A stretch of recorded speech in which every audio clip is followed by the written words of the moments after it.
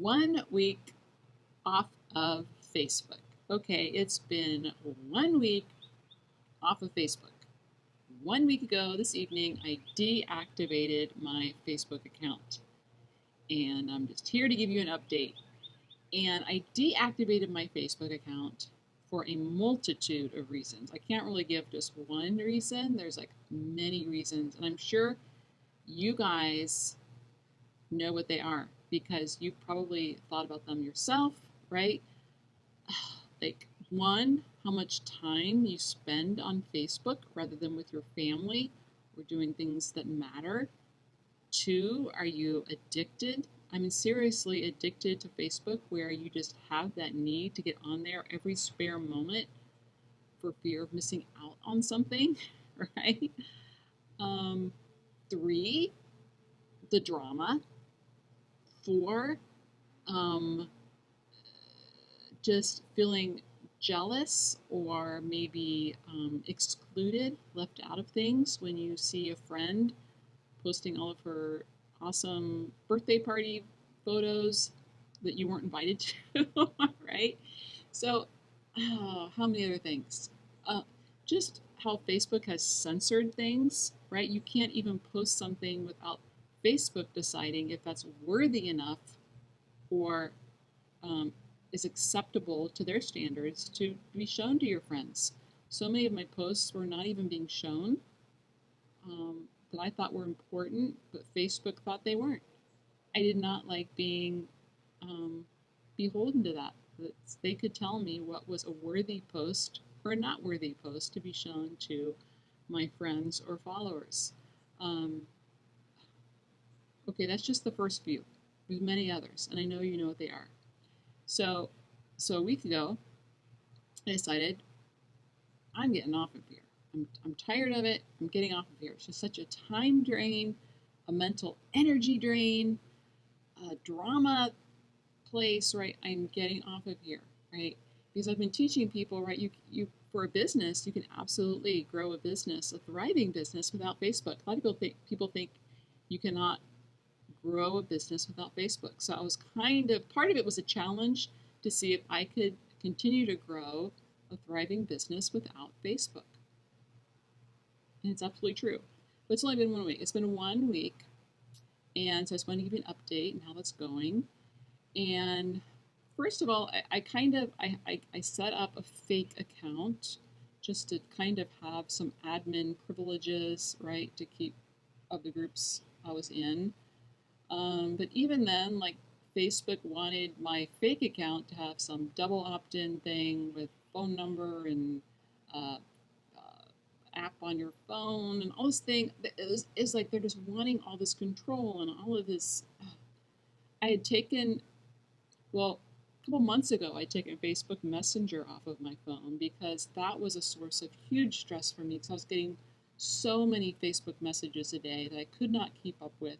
And the thing with Facebook messages is you feel that pressure, that internal pressure to respond right away. So then you're like working, you're always on 24/7, right? And when you've been in business over 10 years and you've been on 24/7 for 10 years, it's really draining, right? So that was one thing. I took Facebook Messenger off my phone. That was a couple months ago. But then I took the Facebook app off my phone so that I couldn't be out at some event with my family and feel the need or the temptation to check my phone.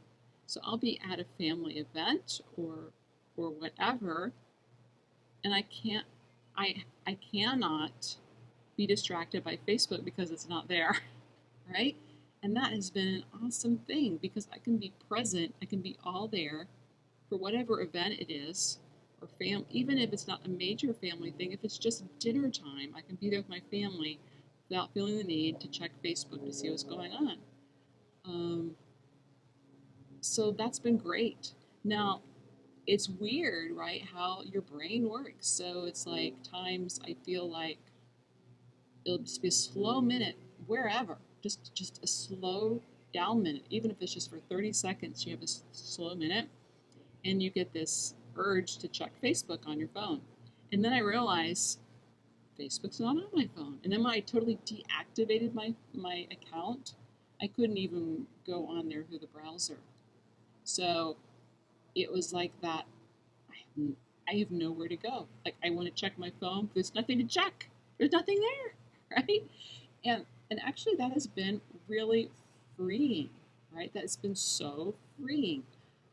There's nothing to check. There's nothing I'm missing out on. There's nothing there, right? I can enjoy the family I am with at the moment, my husband, my children, or whatever event that I am at locally, and enjoy it without feeling this psychological addiction or need to check my phone or check Facebook. It's not there.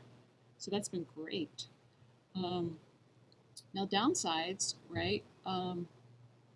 It is that you feel like you're missing out on something. What if something's going on Facebook and I'm missing out on it, right? And like they're like a couple of days ago, my mother-in-law said, "Hey, did you see those wedding photos of so and so?" I'm like, "No, I didn't see them. I'm not on Facebook anymore." So you feel like you've missed out on something because you didn't see certain things. I didn't see those wedding photos, right? And I would like to see those wedding photos. I'd like to feel a part of their life, right? But I wasn't there, right? Another downside is a lot of groups I was in, a lot of the photos or content that I had added just kind of disappeared. So that wasn't good for people who were in those groups or on those pages because the content disappeared. So, right, but on the other hand, it was like I've been saying for a long time, you really don't need Facebook to grow your business.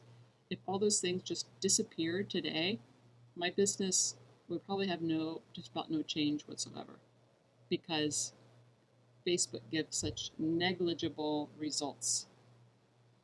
Now, some of you may have great results on Facebook. You may be doing just like killing them on Facebook parties and things like that. And so for you, that would not be great to get off Facebook, right? But for me, I haven't really done a lot of Facebook parties in a long time. And just the things you post on your page, even though I have thousands of followers on my page, I have over 1,000 people in my group, each group, right? Does that really get me any sales or grow my business? I don't think so. Right? So in that way, that has not affected my businesses at all. I mainly grow my businesses other ways, through my blog, through YouTube, through email. So I really don't need Facebook. The thing where it has kind of made a difference is in supporting my team and my team direct sales company, right? People think, well, where are you? You can't help me. You can't support me. Why are you getting on Facebook? How am I going to help now? But it's crazy because I have lots of off Facebook methods to support my team. I have a huge training program, a huge comprehensive training program on every way to build their business that is off Facebook, right? It's, log in on Teachable, a course that has multiple ways to grow your business on every social media platform, every way to grow your business, right? Totally comprehensive. But people feel like if you're not on Facebook, you're not supporting them. Even though you have all this training elsewhere, it's just like a habit thing. Most people are in the habit of being on Facebook, and that's what makes Facebook so dangerous, because they've addicted so many people and they feel like they have to be there to keep up with their family. They have to be there to grow their business. And that's the really dangerous part, and they can control so many people that way. So yeah, I guess some people have been upset that I've been gone. I was getting so many messages a day I couldn't keep up with. It's a full-time job, really, to respond to all the messages, so that was kind of hard. But yeah, I'm still available through email. Right? I work mainly through email. I'm still there, right? And I send training and support to my team through email. But I think the way our society has become is I think if you're not on Facebook, you're not supporting them. So that's been kind of hard, feeling like people think you're not supporting them because you're not on Facebook, even though you still are supporting them through these regular training newsletters and your training Teachable site. So it's been kind of hard, kind of weird, right? And like just today, I was looking for a training video I did, couldn't find it on my computer, right? I was looking through the Facebook groups, right? But since I wasn't on there, right, it might have disappeared, right? So I got back on just to find this training video, and I still couldn't find it. Um, Either way, right? Um,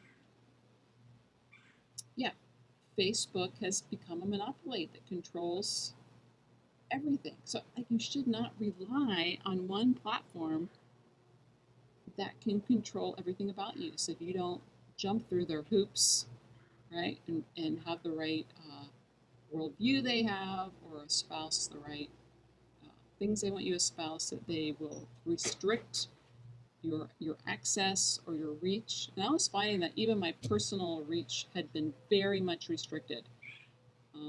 Like they had flagged me as a person that didn't agree with what they were, with their program. So my personal reach was not what it used to be. I used to be able to post like a family photo or a funny thing on, and I would get tons of responses. But since I began censoring things and restricting things, I must be on the blacklist where like they don't even show my friends certain things. Or maybe a lot of the friends who used to comment are not on Facebook anymore, right? So that could be.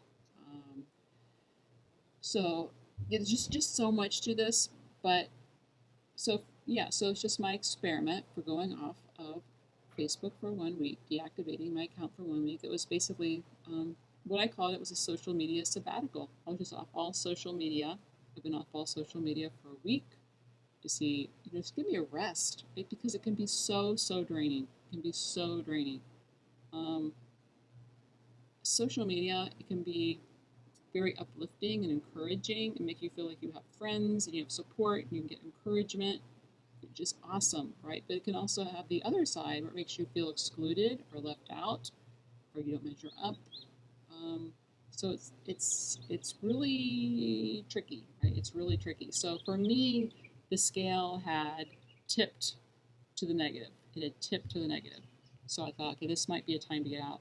Another thing I should say is I thought I would be, with my social media sabbatical, be free from drama for the time I was on my sabbatical. I just needed a rest, a mental rest. But I got mired in drama elsewhere on another communication platform. Ironically, very ironically, it caused me as much, if not more, uh, mental stress than on Facebook. So it just goes to show it's not just Facebook that can give you mental stress and troubles. So, but it certainly enables it, and that's usually the main source of it. So you have to decide for yourself if it's worth it or not. But yeah, most Americans now just can't, feel like they can't get off of it, feel like they can't, because they would feel disconnected from friends, they wouldn't be able to grow their business, right? So for your business, it's absolutely possible and to grow your business without Facebook or social media whatsoever. Um, for friends and family, finding out, what's going on, right? It's that balance again, right? It's great seeing what people are doing in your family and your friends, but other side, right, can have negative effects, right? So that's just my 1 week checkup, my 1 week thoughts, right? I reactivated it just to try to find a video I was missing so I wouldn't have to redo this whole video. I didn't want to have to redo this whole video. I knew it had been on Facebook, but I couldn't find it. So I don't know if I'll get back off or if I'll stay back on. But if I stay off, right, I will give you a 2 week or 1 month check-in to see how I am doing. Because it's crazy how this monopoly has controlled all of our minds and lives. So, all right, till next time, guys. Bye.